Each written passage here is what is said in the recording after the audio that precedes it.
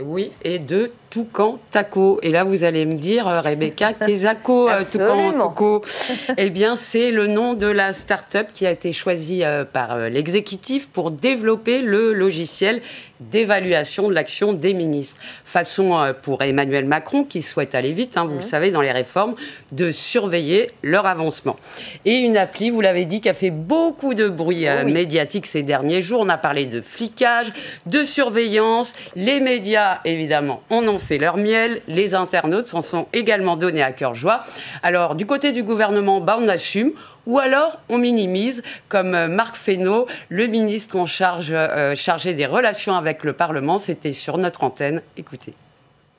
Pas connaissance de cette application. En revanche, que nous ayons des tableaux de bord, c'est peut-être ça ce qu'on appelle une application. Enfin, je ne veux pas citer le nom d'une marque. Si une application, c'est simplement un tableau de bord dans lequel on dit où on en est tel ou tel dossier, et que le président de la République a une exigence particulière, comme le Premier ministre, on a dit qu'on mettait en œuvre telle et telle mesure, quels sont les effets, quels sont les écueils et en quoi ça marche et en quoi ça ne marche pas. Excusez-moi, si on ne peut même plus évaluer dans ce pays sans qu'on dise que c'est une critique et une contrainte, quand on est ministre, c'est bien normal d'être évalué sur les mesures qu'on annonce et leur application.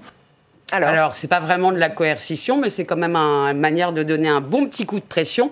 Alors, de quoi s'agit-il exactement ? Un papier de l'Opinion nous en dit un peu plus. Selon Baptiste Jourdan, qui est le cofondateur de la start-up, il ne s'agit pas de fliquer, mais de gagner en transparence et en productivité. En clair, il s'agit de collecter les données, de réaliser un tableau de bord en temps réel avec un certain nombre d'indicateurs. Dans le jargon marketing, on appelle ça un reporting. Et puis, on adapte les décisions le cas échéant.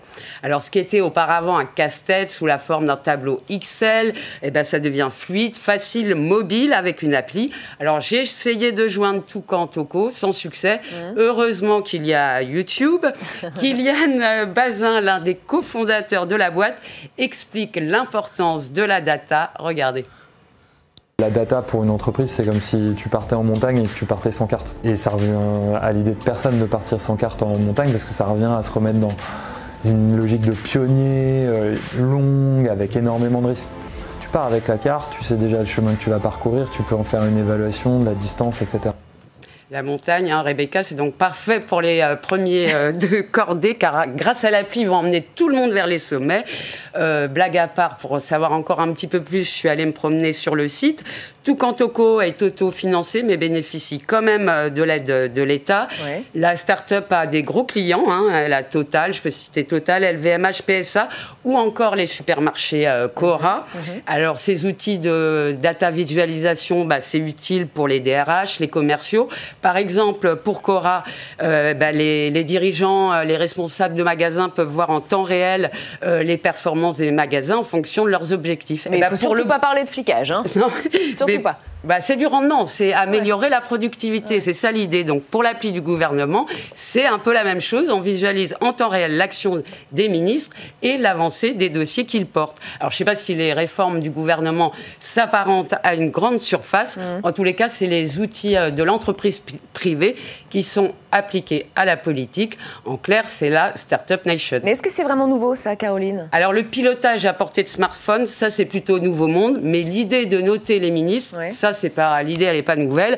Je ne sais pas si on pourrait même l'appeler le Parlement. Peut-être que Philippe Dominetti nous dira dans un instant. Exactement. Je ne sais pas si vous vous souvenez, Rebecca et vous tous autour de la table, en 2007, Nicolas Sarkozy avait annoncé vouloir évaluer son équipe gouvernementale. Mais en fait, l'idée avait tourné court par ce qu'ils se sont dit, attention au retour de bâton, à vouloir noter ou mettre un zéro pointé à tel et tel ministre, ça peut être contre-productif et puis ça peut fragiliser évidemment toute l'équipe.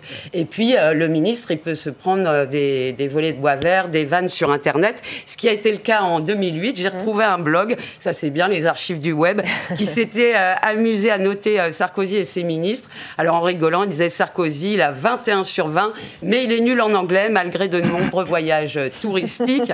Fillon, 7 sur 20, timide et n'a peu d'amis. Et comme ça, il déroulait tout tout le gouvernement. Donc l'idée qui était venue des États-Unis a été jetée à la poubelle par Franck Louvrier, le conseiller com de Nicolas Sarkozy. Et alors vous vous demandez, est-ce qu'il y avait une telle appli ou un tel tableau de bord sous François Hollande? Alors, d'après l'ancienne ministre Maryse Lebranchu, elle a tweeté cette semaine, elle a dit oui, bien sûr, il y avait un tableau de bord. Moi, j'ai passé des coups de fil à différentes personnes, des anciens conseillers com, ils m'ont dit pas de tableau de bord.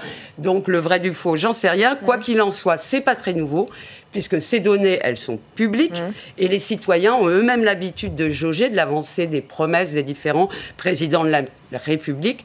De la même manière, l'association Regard Citoyen, que vous devez connaître, a développé des sites, nosdéputés.fr, nossénateurs.fr.